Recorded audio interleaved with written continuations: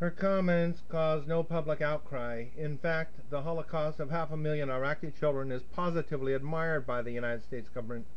When you consider less than 8 months later, President Clinton appointed Albright as Secretary of State. While appearing before the Senate committee who were considering her appointment, Albright is literally chomping at the bit for the blood of more Iraqi children, and she states, "We will insist on maintaining tough U.S. sanctions against Iraq unless and until that regime complies with relevant Security Council resolutions." Oh boy. In 1997, an Army mechanical engineer, Ashkenazi Jew David A. Tenenbaum, inadvertently gives classified military information on missile systems and armored vehicles to Israel's officials in New York Times, 20 February 1997. The Washington Post reports U.S. intelligence has intercepted a conversation in which two Israeli officials had discussed the possibility of getting a confidential letter that then Secretary of State Warren Christopher had written to Palestinian leader Yasser Arafat. One of the two Israelis, identified only as Dove, had commented that they may get the letter from Mega, the code name for Israel's top agent inside the United States. Here is Dov Zakim, who fits the label Dove, and Michael Chertoff, who fits the label of the Israeli top agent in the United States. U.S. Ambassador to Israel Martin Indyk complains privately to the Israeli government about heavy-handed surveillance by Israeli intelligence agents. Israeli agents place a tap on Ashkenazi Jew and daughter of a rabbi Monica Lewinsky's phone at the Watergate and record phone sex sessions between her and President Bill Clinton. The Ken Starr report confirms that Clinton warned Lewinsky their conversations were being tapped and ended the affair. Interestingly, at the same time, the FBI's hunt for Mega is called off. On the 29th of October, Edmund de Rothschild dies in Geneva. Interestingly, on the exact same day, Anton Szandor Levy, the founder of the Church of Satan, also dies, who in his book Satan Speaks, he states in relation to the protocols of the Elders of Zion, "The first time I read the protocols of the Elders of Zion, my instinctive reaction was, so what's wrong with that? Isn't that the way any master plan should work? Doesn't the public deserve, nay, demand such despotism?" Oh, boy. Kofi Annan becomes Secretary General to the United Nations. He is married to Nain Lagurganana Rothschild, who he wed in 1984. In 1998, the European Central Bank is set up in Frankfurt, the city from which the Rothschilds originate. In 2000, George W. Bush is elected, so they tell me, President of the United States. Bush and his family claim to be descendants of the House of Plantagenet, which is descended from the royal house of Judah. Yeah, right.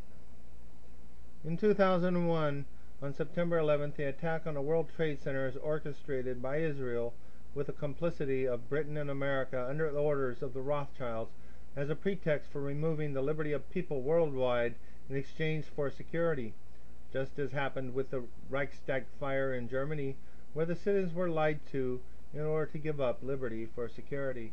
It's a picture of the three dancing Israelis on the right, 3 of the 5, and of course 9/11 was an outside job. They also will use the attacks to gain control of the few nations in the world who don't allow Rothschild central banks, and so less than 1 month after these attacks, U.S. forces attack Afghanistan, one of only 7 nations in the world who don't have a Rothschild-controlled central bank. Less than a week before the 9/11 attack on 5 September, the so-called lead hijack Mohammed Atta and several other hijackers made a still unexplained visit on board one of pro-Israeli lobbyist Ashkenazi Jew Jack Abramoff's casino boats. No investigation is undertook as to what they were doing there. It is discovered that U.S. drug agents' communications have been penetrated. Suspicion falls on 2 companies, Amdocs and Converse Infosys, both owned by Israelis. Amdocs generates billing data for most U.S. phone companies and is able to provide detailed logs of who is talking to whom. Converse Infosys builds the tapping equipment used by law enforcement to eavesdrop on all American telephone calls. But suspicion forms that Converse Infosys, which gets half of its research and development budget from the Israeli government, has built a backdoor into the system that is being exploited by Israel intelligence, and that the information gleaned on U.S. drug interdiction efforts is finding its way to drug smugglers. The investigation by the FBI leads to the exposure of the largest foreign spy ring ever uncovered inside the United States, operated by Israel. Half of the suspected spies have been arrested when 9/11 happens. On September 11th, 5 Israelis were arrested for dancing and cheering while the World Trade Towers collapsed. Supposedly employed by Urban Moving Systems, the Israelis are caught with multiple passports and a lot of cash. 2 of them are later revealed to be Mossad. As witness reports track the activity of the Israelis, it emerges that they were seen at Liberty Park at the time of the first impact, suggesting a foreknowledge of what was to come. The Israelis are interrogated and then eventually sent back to Israel.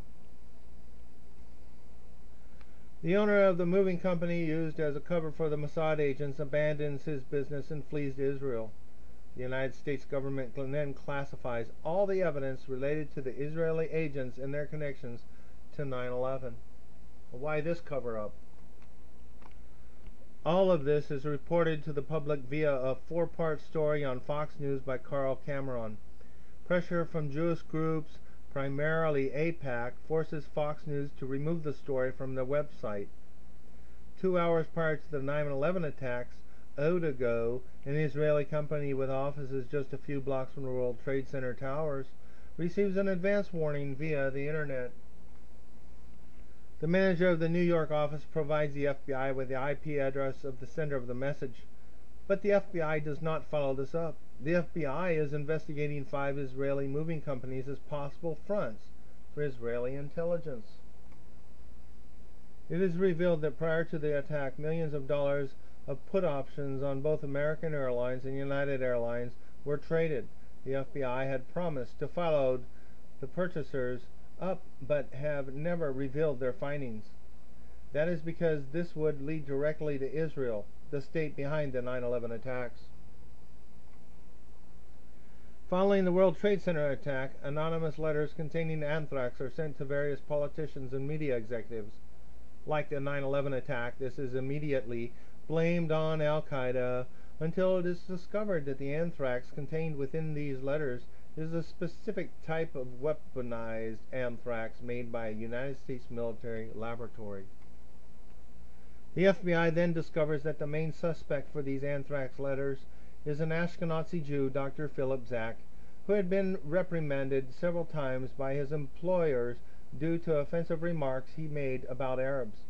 Dr. Philip Zach was caught on camera entering the storage area where he worked at Fort Detrick, which is where the anthrax was kept. At this point, both the FBI and the mainstream media stopped making any public comments on the case.